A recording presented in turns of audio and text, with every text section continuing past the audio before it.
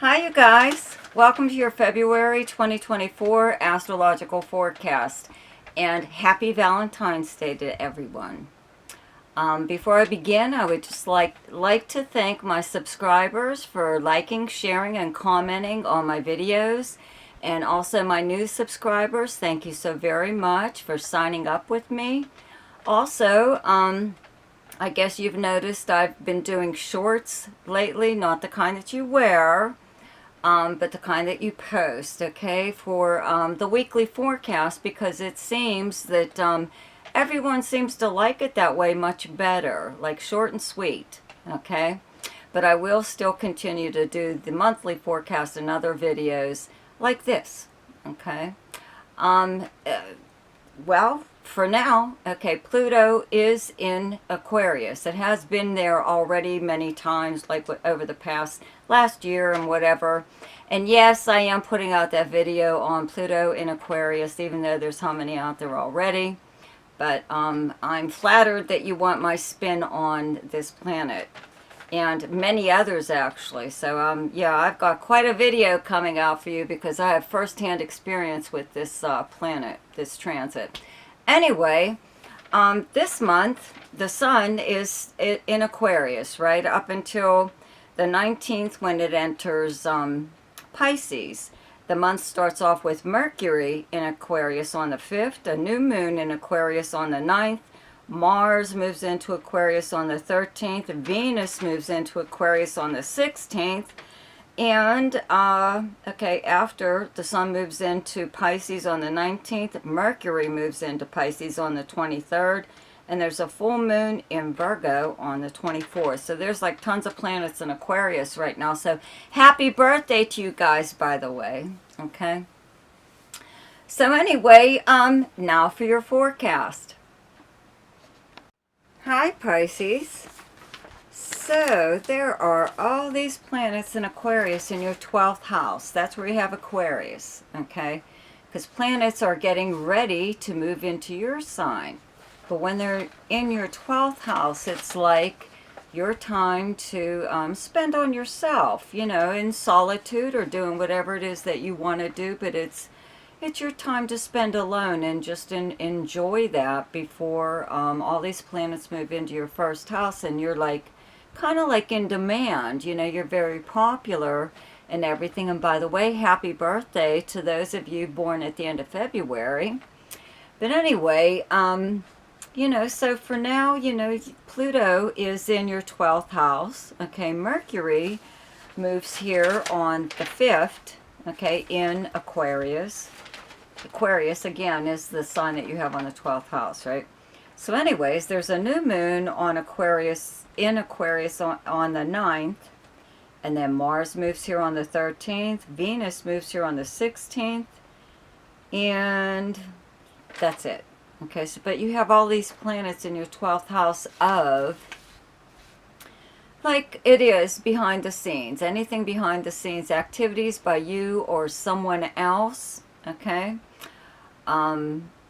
A lot of times, you know, this is in preparation for whatever it is, any plans that you may have that are coming up for, you know, like again, when planets move into your first house and you're able to, like, get a move on. You know, Venus and Mars are the love planets, though, and they are traveling here together. So, you know, you could be, even if it's just inquiring, okay, like when Mercury is here, and it is actually moving pretty fast. Mercury moves into Aquarius on the 5th, and then it moves into your sign on the 23rd. Okay, and the sun moves into your sign on the 19th. So it's kind of zipping right through here. But when Mercury is in the 12th house, I always call it the great investigator, because it prompts you to check something out. Either it's a person or a situation or just something that you've like always wanted to know, or there could be a reason for you actually needing to check something out, okay? Now, 12th house is also the house of, like, your dreams. It is the house of psychic ability, okay? It is the subconscious mind. A lot of times, you know, Saturn was just here So, and now it's in your first house. Now it's gone. But when it was here, it does bring up an awful lot of fears for no reason at all. Okay, so you could still be like in a way pondering that, you know, trying to figure that one out. This is also the house of uh, like confinement. Okay, that's why they call it the house of self-undoing, because a lot of times you can drive yourself crazy. But you may actually know someone who is like confined to, let's say, like a nursing home or a hospital, or even their home. They're like homebound, okay? Or someone who is actually in prison, okay? This is the house of charity, okay? So you may actually be helping someone, you know, or you may be the one getting help, okay? It's like it works either way. I do have to mention though, because Mars is here, Mars in the 12th house, even transiting or even natal, means that someone, you know, is also acting behind the scenes, probably like against you, undermining you in some way. You're not the only one that's doing things in secret. And usually this is someone, you're probably more than likely aware of it. You know who this is. This is someone in your group of friends, or it could be like just an acquaintance. But they could just like be, you know, doing or saying things about you to your group of friends. Just, again, trying to undermine you in some way. So just keep that in mind, because Mars will be moving into your first house anyway. So you'll more than likely take care of excuse me, take care of them by telling them a thing or two. But for now, I just wanted you to be aware that you're not the only one that's doing something behind the scenes. Okay, now there is a new moon here in your 12th house on the 9th, and this could be a little bit of a breakthrough of some kind, where you either find information that you were looking for, or you hear from someone, you have a conversation with someone that's confidential, that's very, very helpful. And I do have to mention that there could be the secret romance going on, possibly with Venus and Mars here. Maybe when planets move into your first house, you'll, you know, present yourself to the world, you know, you as a couple or something or other, or even that you're interested in someone. But for now, all this stuff is happening behind the scenes. Okay, so the sun does move into your first house on the 19th, and you are the center of attention.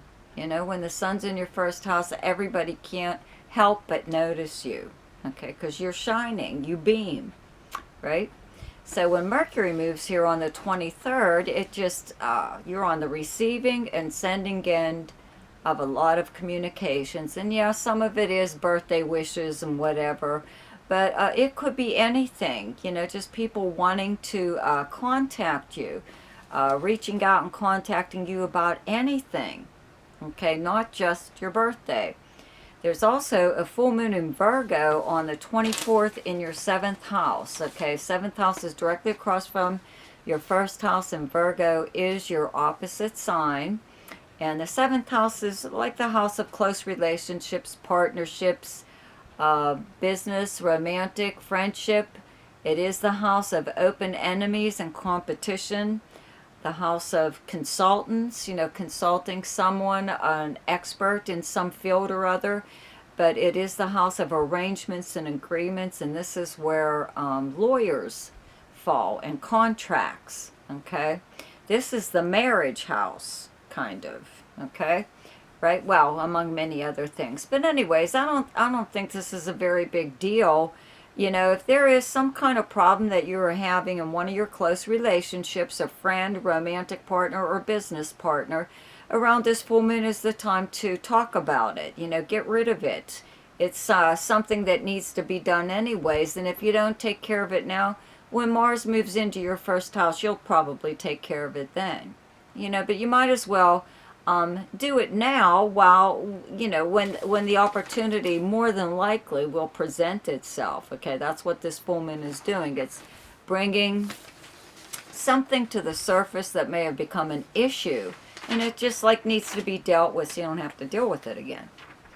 Okay, so the best time to do something each month is when the moon is in your own sign, and the moon is in Pisces on the 10th, 11th, and 12th. The best time to lay low is when the moon is in your opposite sign, and your opposite sign is Virgo, and those dates are the 24th, 25th, and 26th. The best time for romance, recreation, creativity, fun, gambling, or speculation, and anything to do with children is the 6th, 7th, 8th, 19th, 20th, and 21st. The best time for money is the 1st, 12th, 13th, 14th, 26th, 27th, and 28th. The best time for your career is the 4th, 5th, and 6th. And the best time for communication and travel is the 1st, 2nd, 3rd, 14th, 15th, 16th, and 29th.